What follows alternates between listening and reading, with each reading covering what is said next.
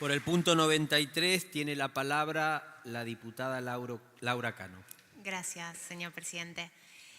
Bueno, en primer lugar, quiero agradecer porque en la sesión del día de hoy esta Cámara aprobó este proyecto de mi autoría que salió de la Comisión de Derechos Humanos con el apoyo de su presidente, el diputado Malpeli, que homenajea a los 8 compañeros y compañeras asesinados por la AAA y por la CNU en lo que se conoce como la masacre de La Plata.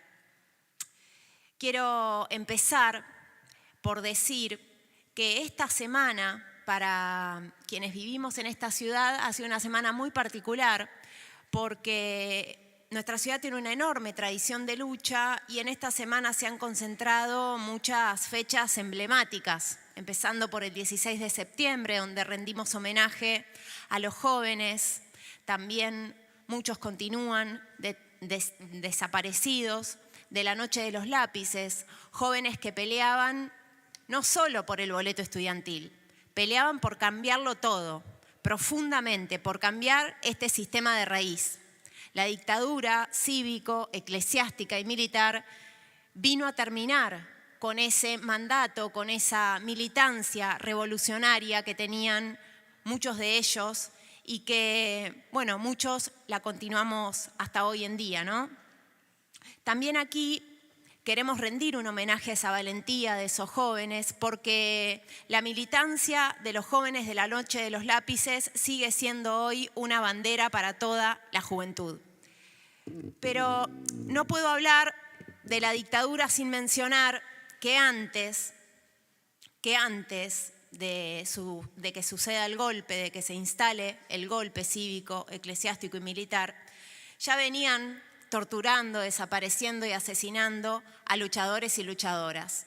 El 4 y 5 de septiembre de 1975, bajo el gobierno peronista de María Estela Martínez de Perón y de López Rega, aquí en La Plata, asesinaron, previamente los torturaron, a 8 militantes del PST, del Partido Socialista de los Trabajadores. Aquí están sus rostros y los quiero nombrar a todos: Roberto Laucha Los Hertales, Adriana Saldúa, Hugo Frigerio, Ana María Guzner, Lidia Agostini, Oscar Lucati, Dicky Povedano, Patricia Claverie.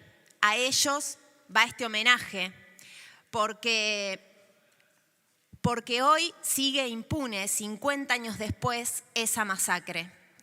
El motivo por el cual los masacraron, haberse solidarizado con los obreros de la petroquímica sudamericana que estaban en huelga. 4 de ellos estaban llevando un fondo de huelga a esta petroquímica, fueron detenidos, torturados, asesinados, acribillados. Y luego, cuando sus compañeros fueron a pedir justicia, a solicitar a dónde estaban, a pedir por ellos, también aquí en el centro de La Plata, en 8 y 54, también los detuvieron, los torturaron y los asesinaron. Como decía, por la AAA, por la CNU a la que pertenecieron personajes como el Pipi Pomares, que, bueno, fíjense ustedes qué impunidad, era parte de los asesores del Senado en ese momento y continuó siendo parte de los asesores del Senado hasta un año después de la masacre de La Plata y fue parte de diferentes gobiernos constitucionales, sin ir más lejos, del anterior gobierno de Julio Alac. Hoy, 50 años después, mañana va a haber un homenaje muy importante en el Dardo Rocha. No hay ningún imputado por esta causa y es una causa que sigue impune y por la cual seguimos exigiendo justicia. Y la impunidad, lamentablemente, no se da solo en ese caso. Hoy el diputado Archanco traía a colación otra efeméride. Hoy es 18 de septiembre, se cumplen 19 años de la segunda desaparición de Jorge Julio López. La segunda desaparición de un militante que tenía mucho que decir, que lo que tenía para declarar imputaba directamente a Echecolás, de un militante que lo que tenía para decir en esa en ese juicio lo que tenía para decirle en la cara, porque era la primera vez después de haber sido torturado por Echecolás que lo iba a ver en vivo y en directo y se lo iba a poder decir en la cara. También imputaba a muchos otros y contaba detalles de lo que eran las torturas por aquellos años. Él cumplió, Julio López, cumplió la promesa de Patricia del Orto de contar lo que pasó durante su primera desaparición. Pero el Estado con sus funcionarios también perpetraron la impunidad. En ese momento el gobernador de la provincia de Buenos Aires era Daniel Scioli. No quiero contar dónde está hoy Daniel Scioli, pero el ministro del Interior de la Nación en ese momento era Aníbal Fernández, uno de los responsables políticos de la masacre de Avellaneda. Y en ese momento, cuando Adriana Calvo, cuando mi compañera Miriam Bregman ya denunciaban la desaparición, minutos después de que no llegara Julio al juicio, estaban denunciando la desaparición y Aníbal Fernández salió a decir por diferentes medios que, bueno, que barajaban cualquier hipótesis, entre ellas que Julio López podía estar en la casa de una tía.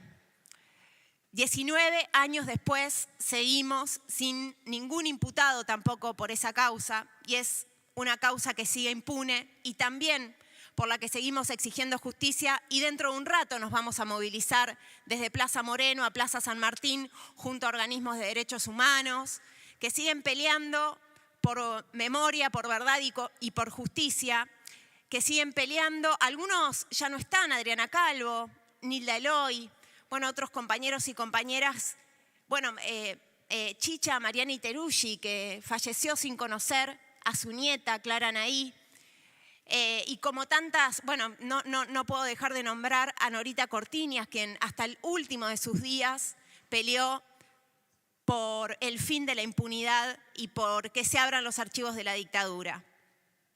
Es evidente que el gobierno de Javier Milei es progenocida. Es evidente que el gobierno de Javier Milei vapulea la bandera de los 30.000, dice que no fueron 30.000, vapulea la bandera del nunca más. Tenemos una vicepresidenta que no solo que es progenocida, sino que además se enorgullece de haber ido a visitar a Videla y a hablar de memoria completa, impunemente. No confiamos en ninguno de ellos, pero hay que decir, señor presidente, que este pueblo tiene memoria, que sabemos más que nadie lo que es un genocidio. Por eso me parecía muy prudente traer a esta sesión que los genocidios no se terminaron, que estamos viendo en vivo y en directo un genocidio transmitido por TV, que lo que está pasando en la Franja de Gaza desde octubre del 2023 es un genocidio, que dicho por la propia ONU, ya son 68.000 los palestinos asesinados, 70% de ellos mujeres y niños, acribillados. Son virales muchos de los videos de los soldados israelitas al lado de niños y niñas palestinos y los viralizan porque se enorgullecen de eso. Si hubiéramos tenido uno de esos videos en lo que fue la última dictadura cívico-militar, seguramente tendríamos hoy muchos más imputados y muchos más encarcelados por el delito de genocidio y delitos de lesa humanidad.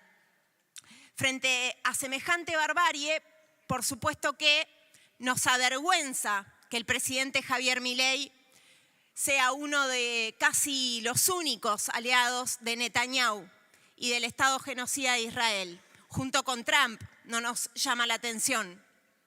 Algunos otros, como Guillermo Moreno, que es un referente peronista, le llama compañero a Netanyahu y dice que entre estar entre el lado palestino y el lado de Israel, elige estar al lado del Estado de Israel.